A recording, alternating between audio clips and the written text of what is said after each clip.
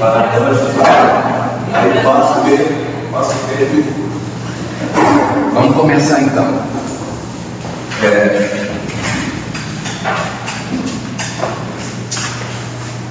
Sabe só, vocês já tiveram conteúdo específico de composição plástica. A gente está tendo só uma revisão e tentando aplicar um pouco desse conteúdo que a gente viu lá, tanto relembrar a vocês, como aplicar diretamente em paisagismo alguns desses conceitos. O que a gente aprendeu? Alguns conceitos plásticos que a gente usou aqui nessa área interna aqui. Isso aqui é um método de organizar concepção plástica, um método que foi fruto da minha pesquisa, mas que vários autores vão identificar e organizar de maneiras diferentes e vão passar o tipo de leitura.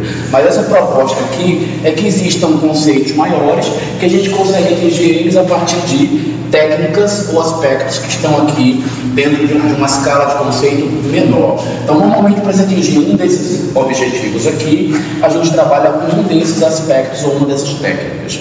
Não vou fazer toda aquela introdução conceitual, não vou falar de todas aquelas coisas que a gente já viu, porque vocês já estudaram. Eu estou querendo só aplicar em paisagismo e relembrar para vocês como trabalhar com eles, onde é que a gente identifica. Então vamos passar alguns deles aqui. Bom, primeira coisa, harmonia ou unidade. É quando a gente consegue ler que os elementos eles têm semelhanças entre si. Então dá para você pensar, por exemplo, que trabalhar com uma linguagem que quando os elementos de uma composição possuem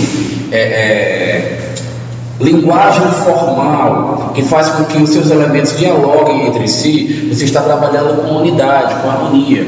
Fazer com que os elementos sejam percebidos como parte de uma composição única e não como elementos que são completamente diferentes e que não se dialogam, é perder a unidade.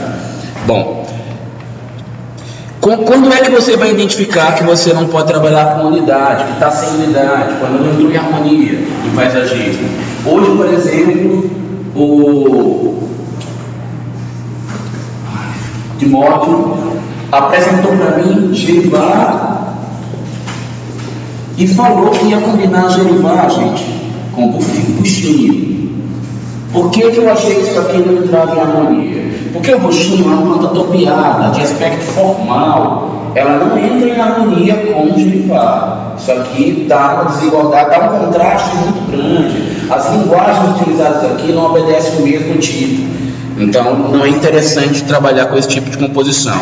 E como é que eu poderia fazer com que esse arranjo aqui tivesse unidade? Por exemplo, você poderia fazer com que o Gerivá, que é uma planta de uma área árida, que é uma planta brasileira, que é uma planta típica do Cerrado da Caatinga, está em harmonia com outra planta também de área árida. Por exemplo, se eu botasse umas agaves aqui de baixo, eu ia fazer um tipo de harmonia muito mais interessante com o Gerivá do que botar o buchinho. Em contrapartida, se eu fizesse alguma coisa para substituir o Gerivá no local do buchinho, eu ia procurar outros tipos de topiarias de escala maior, como o alfeneiro da China, com outras aí que a gente viu nas aulas de noções de botânica ou de adaptação vegetal, que lá tem um listagem de um monte de plantas que a gente estudou, né?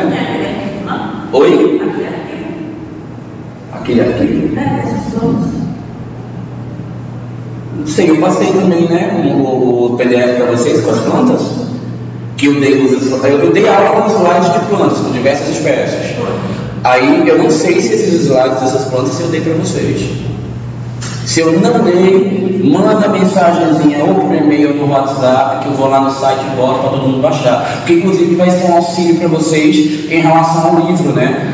Para quem tiver dificuldade com o livro, vai poder ver essas espécies. Porque aquelas espécies que eu botei para vocês não vai entrar naquele jogada que o problema que eu falei do Timóteo, um monte de planta exótica que não sabe onde comprar aquilo tudo. Todas que eu dei aula você consegue comprar nos viveiros de Brasília, tá? Nenhuma delas é complicada. E aí eu podia trabalhar aqui com as coníferas também, porque elas estão dentro do mesmo tipo de linguagem formal que tem a ver com as topiarias, tá? Porque são plantas europeias, todas elas vão ter esse mesmo tipo de adaptação e, portanto, o mesmo tipo de linguagem. A procedência vegetal é semelhante, então elas têm formas que se harmonizam melhor. Bom, vamos ver outras coisas. Quando é que vocês vão poder pensar em paisagismo com relação a equilíbrio? Gente, eu vou ser super resumido, não vou dar mais aquelas aulas com aquele conteúdo todo. Só vou pegar o tocante ao paisagismo. Olha lá, a gente viu que a gente equilibra os pesos para dar equilíbrio. Equilíbrio, quando a gente fala de equilíbrio, tem que relacionar com o peso e pensar onde está os pesos. Gente, objetos que têm figuras geométricas dentro do paisagismo, assim, formas puras, pesa muito mais do que as orgânicas. Por quê? Porque o orgânico é o grande gosto do paisagismo e as geométricas são as exceções. A gente não precisa colocar uma quantidade. O que foi? Tem a mosca? O carro que você pegou e botou. Não fui eu não, esse cara aqui, eu fui por arquiteto que ele botou. Eu só usei o exemplo dele. Aqui você vê que ele está utilizando elementos de fachada para se recompor, e aí o cara trabalhou com muito mais elementos de fachada do lado de cá, porque na direita tinha um elemento pesado. Já o paisagismo foi colocado do lado de cá para se contrapor esse pesado numa proporção maior do que do lado de cá. E também, lembra que eu falava que os objetos que estão mais na vertical têm mais peso do que estão embaixo? Então ele concentrou o peso aqui na posição inferior para não entrar em competição com o lado de cá. E aí, colocando o eixo de simetria aqui, ele estava buscando por uma equivalência a partir dessa quantidade maior. Quem quiser entender isso que eu estou falando melhor, que estiver assistindo em casa, vocês mesmos, vai lá na aula de arquitetura que está em 2015, porque ela que está mais atual, onde eu falo detalhadamente sobre equilíbrio na aplicação. Aqui a gente está revisando e tentando dar exemplo só para paisagismo. Por isso que eu estou sendo tão breve e curto, porque inclusive a gente está no final do semestre com poucas horas para finalizar esse conteúdo. E é sempre bom lembrar, por exemplo, daquele exemplo que eu falei, que nem sempre as composições assimétricas são tão óbvias. Você mistura um objeto de cá, outro de lá, mas a cor muda o peso, a forma muda o peso. Então você não vai simplesmente procurar formas iguais e equilibrá-las. Você pode ter até quantidades diferentes, mas de objetos que se equivalem mesmo com quantidades, formas, cores e tamanhos diferentes. Ok? A equivalência de equilíbrio, ela pode acontecer na horizontal ou na vertical. Equilíbrio na vertical, gente, a gente costuma pensar o seguinte: ser humano, quando ele está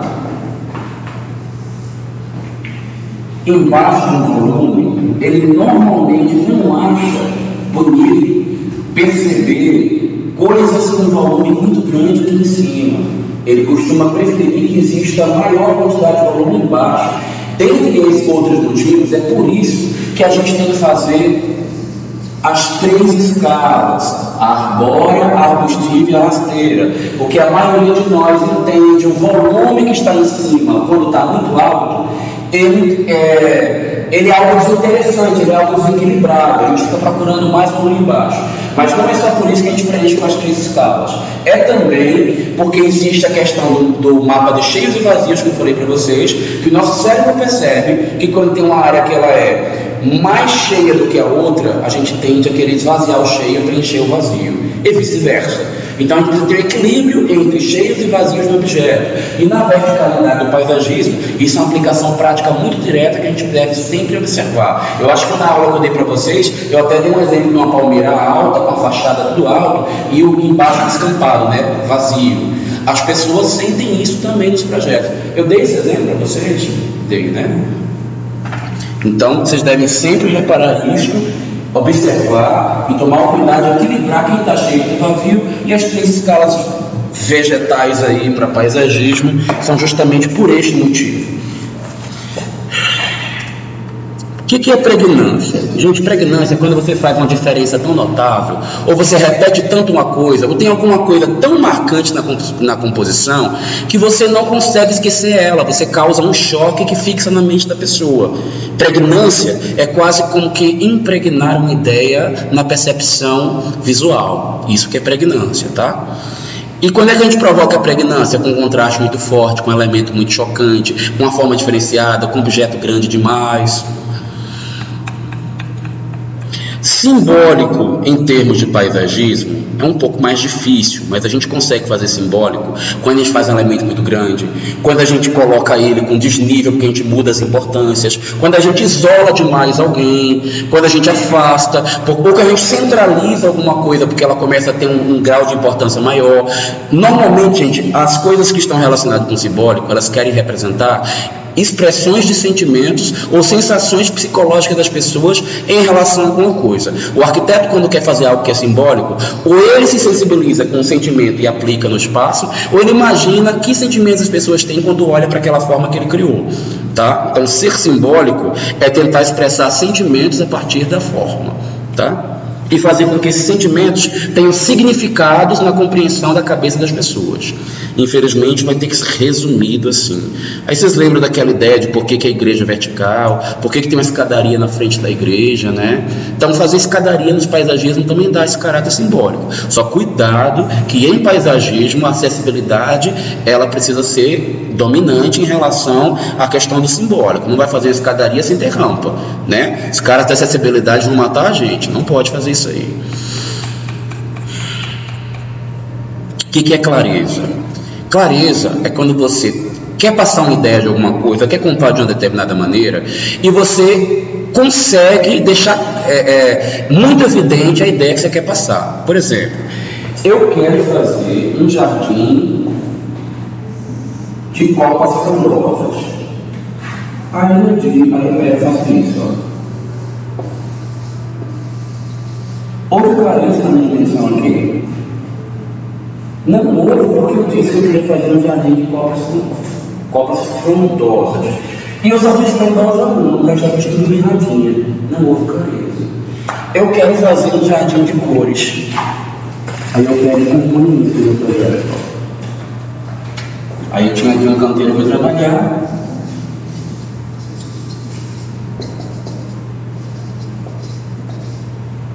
E aí eu coloco cor. Está claro a minha intenção de fazer um jardim com determinadas cores.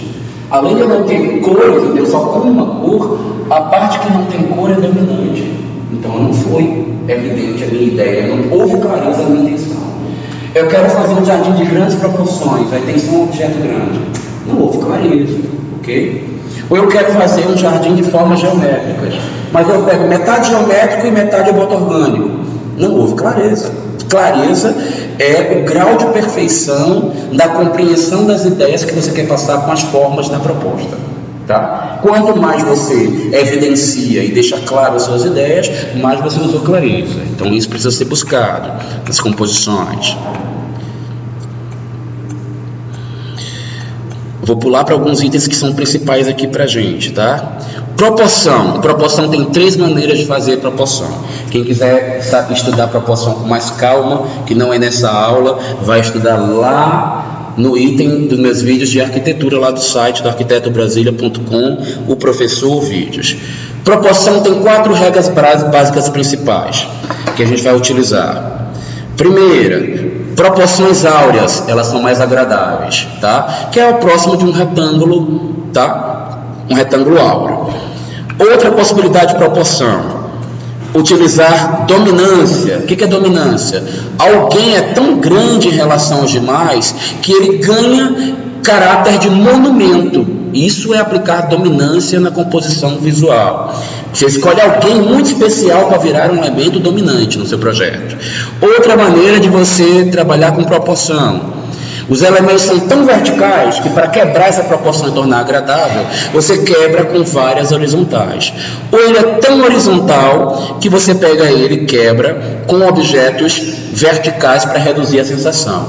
Mas tem outra coisa que pode fazer. Você está trabalhando por anteposição, você está trabalhando por inversão da... Não é bem essa palavra que eu queria usar.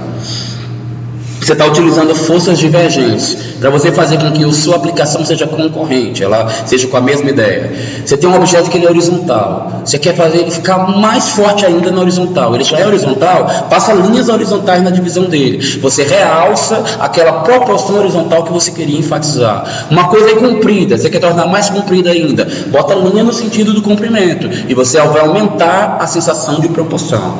Outra coisa que pode fazer com que as proporções aumentem e reduzam é o uso de cores também. Um teto muito baixo, clareia que se aumenta. Ele é muito alto, você quer reduzir, escurece que ele abaixa. Tá? Aquela história comparada à roupa, quando a pessoa é magra, roupa, é mais ou menos isso? Mas eu vou lhe dizer que eu acho um mito e folclore essa história da cor da roupa, tá? Não, linha realmente muda a proporção, linha dá. Por exemplo, a linha que você está usando na sua roupa agora, ela vai dar a nós a proporção de que você é mais magro, porque ela realmente dá essa visão. Isso aí quer dizer que você está se achando gordinha, é isso? Não, é porque sempre falo nessa questão das linhas e cor. O da cor é tão subjetivo que eu não quero nem discutir agora. Mas o das linhas realmente há essa condição da percepção. Se lembrem, gente, que agora há pouco, quando eu falei de equilíbrio, já que eu pulei, cor pesa no equilíbrio. Porém, cor no paisagismo é diferente de cor na arquitetura, tá? Na arquitetura, a cor mais leve de todas, branco. Eu nem vou ficar fazendo aqueles bate-bola, tudo rápido aqui. No paisagismo, qual a cor mais leve de todas? Verde. No paisagismo, vermelho não é pesado como é na arquitetura, assim como o preto também não é, porque são cores comuns, tá? São cores que não oferecem tanto peso. Branco é mais pesado, porque a luz do sol, inclusive, enfatiza o brilho e faz comparecer. Objeto geométrico, muito pesado. Objeto orgânico, não pesa, ok? Então isso tem que estar lembrando quando falar de peso. Continuidade. Gente, continuidade é quando o ser humano observa uma percepção de movimento na percepção da forma que ele que está na composição. Ou pode ser a linha da forma do objeto, ou pode ser na sobreposição de objetos. Vocês podem, por exemplo, criar alamedas onde tem elementos que façam um desenho, mas o nosso cérebro ele não vai ler os pontinhos da alameda. Nosso cérebro faz isso. E isto é uma continuidade. As continuidades mais ricas são as não óbvias e as não curtas. Quanto maior o movimento que o seu pescoço fizer para ler uma continuidade, maior o movimento houve, portanto mais rico é. E quando uma continuidade ela é feita a partir de uma ideia que é subliminar, que ela se dá por fechamento, ou seja, ela não é totalmente lida, ela é quebrada e interrompida, mas o cérebro completa. Ela é mais rica ainda. Por exemplo, tem essa continuidade, mas um espelho d'água aparece no meio. Seu cérebro continua fazendo, né? E ainda mais se você conseguir botar uma planta aqui no meio, porque ele faz a ligação objetiva, ele considera que tem um espelho d'água no meio. Então, essas situações vão acontecendo. Quanto mais a continuidade desafiar o espaço tridimensional também, mais rica ela é. Por exemplo, você tem uma flora, fica com uma mais alta, depois descer, funciona? Pode ser, mas normalmente esse subir e descer que você está falando, as pessoas normalmente não leem como continuidade. Nesse caso aí, elas costumam ler como ritmo. Mas só para fechar a continuidade antes de bater lá no ritmo. Molduras, gente, são continuidades muito óbvias, portanto, normalmente não são ricas. Mas não sei se vocês lembram das molduras que eu fazia, que dá uma continuidade, mas ela agrega valor porque ela junta elementos, né? Isso era um exemplo. Por exemplo, aqui ó, a continuidade. Começa no XY, anda pelo Z, ó, e sai de uma fachada e entra na outra, nessa moldura. Então, apesar de eu dizer que moldura não é muito rico, há os casos à parte. Já que você falou de ritmo e eu estava comentando ritmo é quando você estabelece uma lógica de repetição e você começa a introduzir isso como linguagem no seu projeto. Organizar objetos a partir de uma determinada lógica é um ritmo. Então, essa história de você subir a árvore e descer, quer dizer que é uma árvore grande e uma baixa, uma grande e uma baixa. É mais fácil ler ritmo do que continuidade. Porque na continuidade, nosso cérebro tem que fazer um contorno de linha. Ele tem que ler uma linha, ela tem que ter um movimento. Se seu cérebro vê isso, você pode defender. Mas é mais fácil a pessoa perceber o ritmo nesse caso. Ritmos, quanto mais combinados e elaborados, mais ricos. Mas o ritmo é um atributo de composição que ele tem limite. Se você que tem um ritmo de 2, 2, 2, ritmo de 2 com 1, 2 com 1. Ritmo em paisagismo, gente, é uma coisa super interessante de trabalhar. Aqui, um ritmo de 2, 3. E olha, está desordenado, tá vendo? Aí vem aqui 2, 3. Isso é um ritmo relativamente simples. Ele é composto, mas ele não é complexo. Um ritmo mais complexo: 2, 3, 2, 2, 2, 1. Ele, além de complexo, ele é decrescente, estão percebendo? Ele poderia ser não crescente, ser alternado. 3, 4, 3. O próximo começa com 2, 4. Então, 2, 4, 2, não, 2, 3, 2, 4. 2, 3, o próximo 2, 4 também. Seria um ritmo mais complicado. Quando começa a elaborar de um jeito tal, começa 2, 3, aí vem 5, de uma outra forma qualquer que você trabalhou, sei lá, 2, 3, aí começa a vir um bicho aqui, sei lá, 2, 2, 4, 2, 2, 3, 2. A gente começa a ver um grau de elaboração tão grande que as pessoas não conseguem perceber qual é essa coisa visual. Aqui ainda não chegou nesse ponto não, tá? No paisagismo, a liberdade para criar ritmo complexo é muito maior que na arquitetura. Mas na arquitetura isso logo começa a pesar. No paisagismo, a gente tem uma abertura maior. Porque as pessoas aceitam muito mais informação visual, mistura e contraste e uso de cores no paisagismo do que na arquitetura. Paisagismo é o lugar da ousadia. Você pode usar que nunca vai pesar igual na arquitetura. O que é complexidade? Complexidade é quando o grau de elaboração da forma é muito alto. O grau de compreensão de como a forma é executada, sendo alto, também denota que ele pode vir a ser complexo. Uma forma que tem muita elaboração, muito desenho, muita curva, muita forma variegada. O projeto, por exemplo, da Maria, ele tem uma complexidade de contorno muito alto. É muito difícil de ler a forma que ela apresenta. Ou quando tem muitos elementos, quando a quantidade de elementos da composição é grande, ou quando a própria forma da composição é elaborada, isso denota complexidade. Eu considero, por exemplo, aquela composição que você faz de topiárias complexa, porque a forma é muito elaborada e vai e volta, tem uns negócios lá, é um desenho que precisa de um certo movimento, mas também tem uma continuidade muito rica lá naquela composição, tá? Seria bom que se vocês descrevessem essas coisas que a gente está estudando agora, tá? Ao descrever, eu vou até combinar com vocês como é que vocês vão fazer de maneira bem simples. A gente cria um símbolozinho básico, sei lá, um C com asterisco, complexidade, para vocês dizerem as intenções de vocês no projeto para eu dar nota, tá? Ritmo, complexidade, simplicidade. Lembra que eu orientei vocês hoje sobre isso?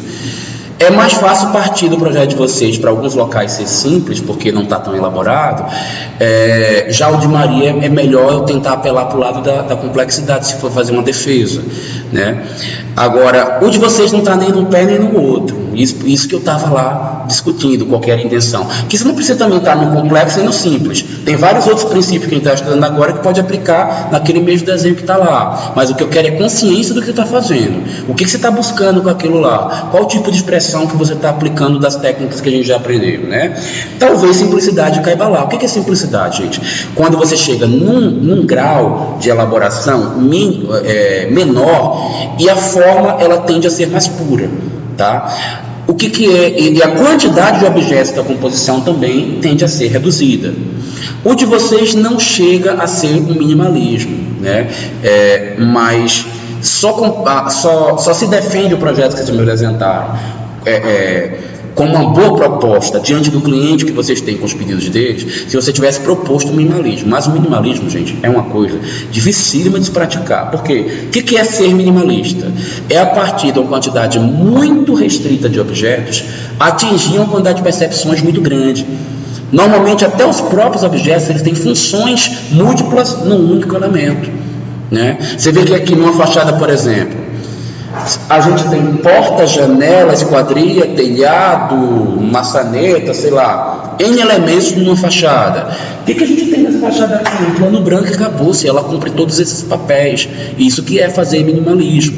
Por isso que eu acho difícil fazer minimalismo, porque você tem que resgatar o mínimo e atingir o máximo de intenções possíveis. Isso é muito difícil. Eu não me considero maduro para praticar minimalismo em tudo que eu faço, porque precisa estudar, elaborar, pensar em outra. Tem que ter tempo, porque para descobrir essas coisas especiais que atendem tantos predicados, elas são raras, especiais e difíceis de trabalhar. E algumas delas são bem caras. Por isso que o simples não quer dizer menos expressivo ou fora de forma. O simples pode ser o mínimo, inclusive, ele pode ser super rico plasticamente.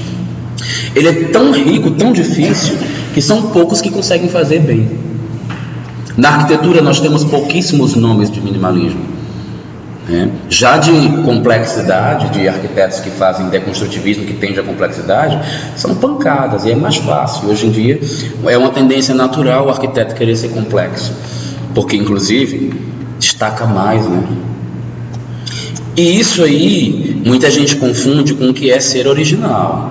Originalidade não é fazer complexidade de formas difíceis, tá? Original é quando dentro daquele contexto só existe você, ou o que você está propondo é raro. Teve uma forma que é rara naquele contexto, ela pode ser a mais simples possível. Por exemplo, em Las Vegas, o que é raro? Um prédiozinho comum, retinho, branquinho. Em Brasília, o que é raro? Basta fazer um prédio colorido. Acabou-se, vai ser super original, porque ninguém faz prédio colorido aqui. Não combina com a nossa arquitetura. Já prédio colorido em Recife não era novidade nenhuma. Em Olinda, nada. Cada fachada de uma cor diferente, um monte de cor na mesma fachada. Lá não é nada fazer fachada colorida. Então a gente precisa avaliar o contexto para dizer que uma coisa é original. Não pode soltar ela assim, achando que é original, especialmente se a defesa for só porque é complexo. É óbvio, coisas complexas no contexto da maioria das casas, por exemplo, do Brasil, ainda chega a ser original, tá? Mas, como a gente está falando, por exemplo, de estudantes de arquitetura, os projetos de vocês, dentro do universo de arquitetura, para algo ser chamado de original, você realmente tem que fazer uma elaboração um pouco maior, acima da média, tá? Você não pode me mostrar uma coisinha super recorrente e dizer que é original, porque não é. Tem uma categoria que eu ensinei para vocês que chama heráldico, icônico ou convenção, tá? Aí tem pesquisador que chama isso tudo quanto é jeito. Nossa, eu estou dando aula com um quadro todo riscado, a gravação está com esse mundo de desejo. Gente, convenção é quando você pega alguma coisa que está substituindo um objeto e coloca no lugar dela, e muitas vezes é um outro objeto também. O simbolismo mais rico que a maioria dos autores busca está relacionado com uma forma por si só, de maneira indireta, dar a possibilidade de diversas interpretações de uma maneira bem mais abstrata, buscando inclusive do nosso subconsciente o significado daquelas expressões. Quando você busca uma coisa muito objetiva e até faz uma substituição, ou cria uma placa, ou um desenho que coloca a própria coisa que você quer expressar na composição, você não está fazendo um gesto simbólico, você está fazendo uma convenção. Por exemplo, eu quero dizer que isso aqui é uma sala para estudos. Aí eu na fachada boto um monte de livro como tem nessa biblioteca. Isso é uma convenção, isso é um iconismo, isso é um elemento heráldico, não é um gesto simbólico. É indiretamente um gesto simbólico, mas está substituindo ele por ele mesmo. Não é um gesto simbólico de riqueza de composição normalmente. Mas em alguns locais onde o interesse é você chocar, vale. E mesmo um objeto que é uma substituição, você pode usar de muita sutileza, desfigurar a ideia principal e dar margem a outras interpretações, porque uma escultura de um homem é simplesmente um homem, mas um homem pintado de preto, 3 vezes mais alto do que um homem comum, será que ele não significa mais do que simplesmente um homem? Ainda mais na frente do monumento que tem uma forma que parece louvar a Deus? Pode ser que alguma relação ele está querendo falar aí, né? Algum tipo de relação com o divino, com o supremo, com o poderoso, com o maior, pode ser que haja nessa explicação. E isso torna mais rica. Existem áreas também onde a coisa é efêmera, então não tem problema acontecer uma coisa forte, que eu chamaria de pedante, como uma coisa que é icônica, que é convencional, como, por exemplo, pegar, em vez de dizer a natureza só através do verde, colocar a folhinha para trazer a natureza para dentro.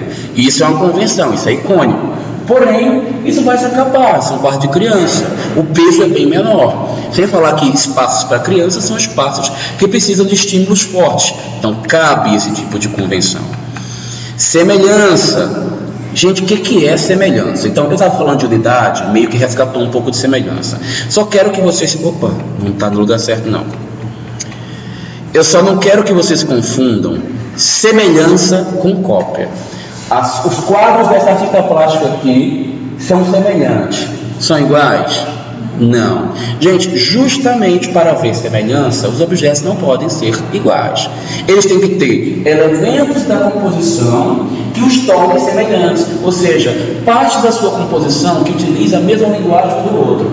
Esses quadros, apesar de não serem iguais, são semelhantes. Assim como as fachadas dessas casinhas populares aqui. Elas não são idênticas, mas elas apresentam semelhanças entre si, na forma, na proporção, na repetição de posicionamento de esquadrias, algumas na distribuição de cores e de acabamentos, mas elas apresentam semelhança com certeza, mas elas são diferentes. Quando um objeto é exatamente igual ao outro, não é uma semelhança, é uma cópia. Então, o que é trabalhar por semelhança em paisagismo? É dizer que do lado de cá eu tenho moreia e do lado de cá eu tenho forma. São composições de formas semelhantes. Ou dizer, por exemplo, que aqui na minha escala maior eu tenho helicônia, que ela tem aquela florzinha laranja, né? Que tem uma coisa parecendo um tipo papagaio alaranjado. E aqui perto da minha helicônia eu trabalhar com estreliça, que também tem uma folhinha muito florzinha, muito parecida com ela, também alaranjada. E isso é semelhança. Elas não são idênticas, tá? Não são iguais, mas são semelhantes. E aí que está a riqueza da semelhança, ser diferente. Para que serve proximidade, gente? Alguns objetos, quando o peso dele é muito enfático, quando a forma é muito dominante, muito presente, muito impactante, a gente precisa afastar para que o peso e a forma dele seja percebida. Já alguns outros elementos do paisagismo só faz sentido quando a gente aglomera e aproxima todos eles. Por quê? Muitas vezes a leitura de um grupo de objetos é mais bonita do que ele isolado. Eu dei exemplo para vocês. O que é uma hortênsia? É uma composição pobre. Pode ser que ele seja apreciado pela tiazinha, pela vovozinha, acho bonitinho. Com certeza vai. Qual é a mulher que nos sensibiliza com uma flor bonita e colorida? Porém, para a escala de percepção de uma casa, de um edifício, de um terreno, uma hortênsia, gente, não faz verão. A gente precisa de várias para a gente entender o conjunto da obra e ela ter que ser coerente com a proporção de uma casa. O mesmo vai acontecer, por exemplo, com a gávea atenuada. Já um buchinho ou uma topiária, a gente não pode encostar um no outro, porque ninguém percebe a forma elaborada que a gente fez. Uma forma complexa pode encostar tanto uma na outra? Talvez não, porque se ela for uma forma elaborada e ela for muito geometrizada, a gente não percebe os detalhes dela. A escultura pode encostar junto do monte de composição? Não pode, por dois motivos. Por esse, porque a proximidade, ela, quando tem um elemento impactante, ele precisa separar os outros para ele ser percebido. E depois, porque normalmente escultura se trabalha com dominância, que é aquele recurso de proporção, onde ninguém que está perto dele tem proporções iguais e ele ganha caráter monumental. Já estudou isso várias vezes, não foi? Não é a primeira vez que eu falo disso para vocês. Já falei hoje, como eu falei nas aulas do passado. E o que é fechamento, gente? Fechamento é quando você não tem uma coisa desenhada, mas o cérebro completa aquilo que está na composição e descobre um terceiro elemento que ninguém desenhou.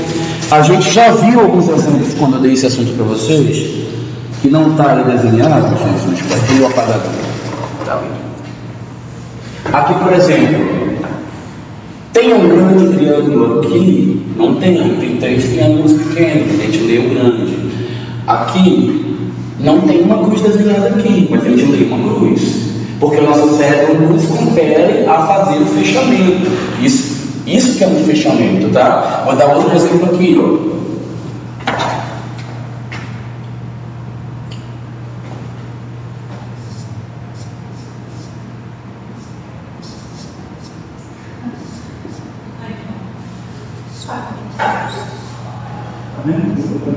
Respondam rápido com uma única palavra. O que vocês estão vendo aqui? Um quadrado. Tem quadrado assim aí? Não tem. Então, compor o fechamento, gente, é difícil. É uma percepção subliminar na composição dos arquitetos. Ela é muito estimulante para a nossa percepção, mas não é fácil. Trabalhar com fechamento é um plus na percepção dos profissionais. Quem sabe fazer fechamento faz obra diferenciada.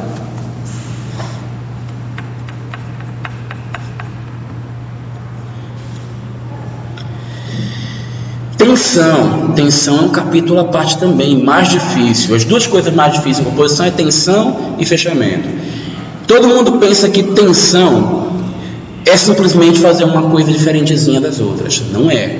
Tensão é quando algum elemento da composição faz parte de um contexto que abala completamente a linearidade das demais composições. Mas na linearidade não só quer dizer que todo mundo é reto e outro vem torto, não, tá? Apesar de que, normalmente as tensões são causadas por elementos diagonais e por elementos curvos. Por quê? A maioria das coisas que existem na composição feita pelo homem é reta. Então, apresentar uma curva e apresentar uma diagonal, especialmente quando a cor, a textura ou o tamanho deles são muito diferentes, tendem a produzir tensão. Niemeyer botou um objeto curvo e em diagonal, numa cor muito grande e numa escala que se projeta muito para fora do prédio. E isso é uma tensão super aparente, tá? Super evidente. Então, tensão, gente, é quase que você provocar um escândalo na sua composição. Mas tensão não é só isso. Tensão também é uma sensação de modificação do estado da forma, é uma tendência de modificação do estado. Quando vários elementos apontam para um elemento na composição, como se todo mundo estivesse apontando para ele, é como se ele fosse o centro das atenções, é um tipo de tensão. Quando algum objeto dá a sensação que vai cair, esse aqui também tem isso, de sensação de que vai cair, ele também é atenção, porque é um estado de percepção de mudança de movimento na forma. Tá? Então, a tensão tem a ver com esse impacto, com esse movimento, com essa coisa não estável que pode ser produzido na forma. E normalmente ele causa choque, impacto e desconforto visual. Tá? Isso que é uma tensão.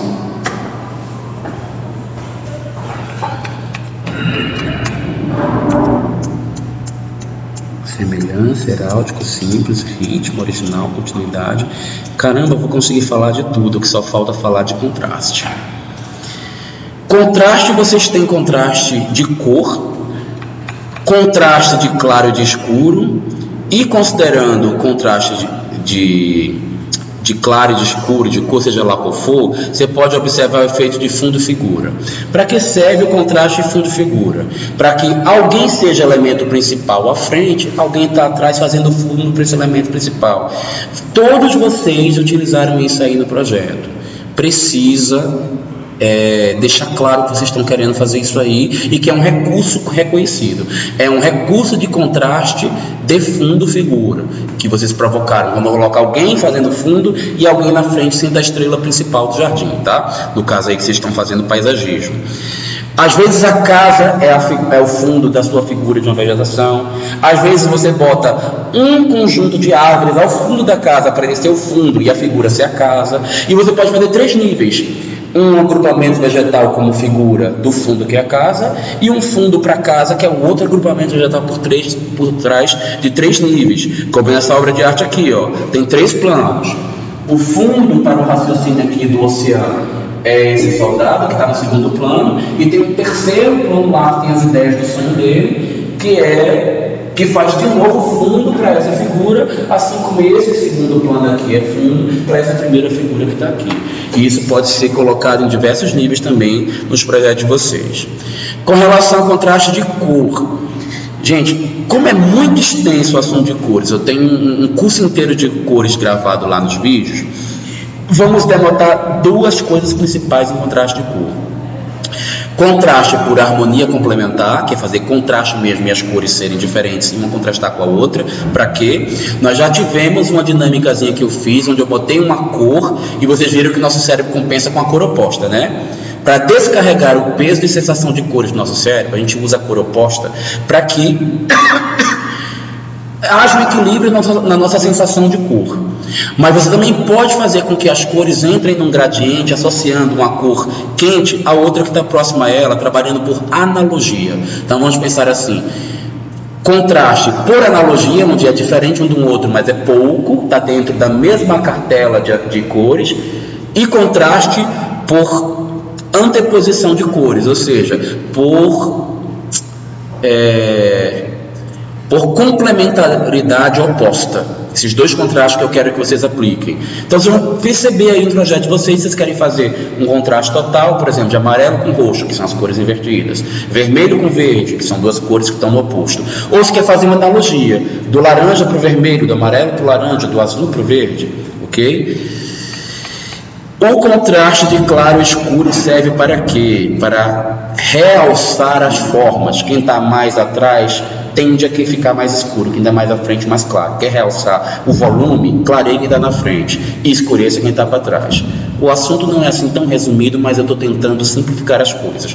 Outra dica grande para vocês sobre contrastes: se um objeto tem a volumetria de um jeito e o objeto tem do outro, gente, não tem que forçar a barra com a mesma cor, com a mesma textura, com o mesmo nada. Quem está para cá e o outro vai para lá, vamos aproveitar a chance e enfatizar que eles são diferentes. Usar ou materiais, ou texturas, ou cores que diferenciem um do outro, ou no mínimo, mude as formas, tá? Para que realce seus volumes. E tenham cuidado, no caso da vegetação isso não vale, mas no caso da construção artificial, evitem numa mesma composição reta, sem diferença de volume, mudar a cor, porque a percepção de forma ela fica distorcida e normalmente empobrece os espaços. Se o seu espaço não for efêmero nem infantil, não faça essa transição aqui, que isso não é normalmente a composição mais rica.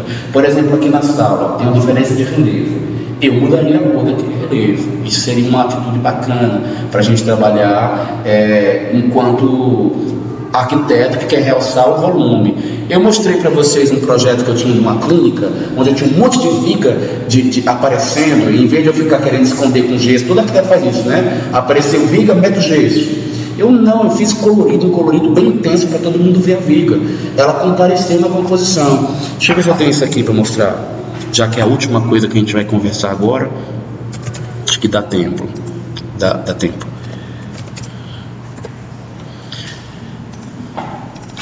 Olha lá, foi nesse projeto aqui que eu fiz isso.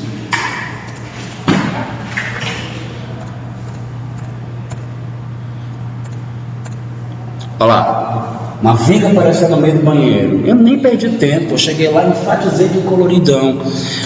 Aqui ó, viga e pilar aparecendo. Eu transformei num elemento da composição, ainda busquei um outro, ó, para estar em harmonia com o que eu já tinha dentro do ambiente. Criei umas prateleiras verdes. Olha lá, bastante também, complementei com as prateleiras. Olha, um que ficou bacana mesmo, não foi nem esses aí, foi o da recepção, porque tinha logo duas vigas passando no meio, ó. Uma do lado de cá, outra do lado de lá. Aí o que eu fiz? Tinha o bicho aí, enfatizei para aparecer, criei prateleiras, botei até o balcão na entrada e o estofado da mesma cor da viga. E quando a gente não pode ir para o inimigo, o bom é se juntar a ele, né? E foi o que eu fiz aí com a história do contraste, neste caso.